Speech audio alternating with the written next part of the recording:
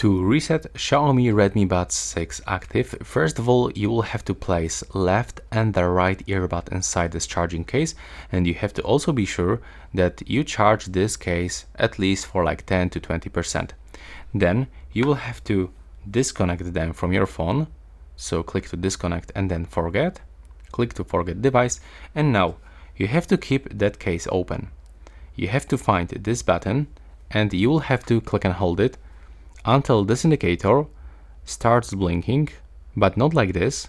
Currently it's blinking quickly. We are in the pairing mode, but after a few moments it will start blinking like that with longer delay.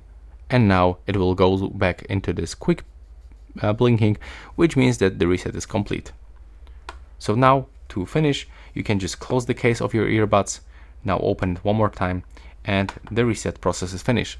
Thanks for watching. Right now please subscribe to get more tutorials about the Redmi Buds 6 Active.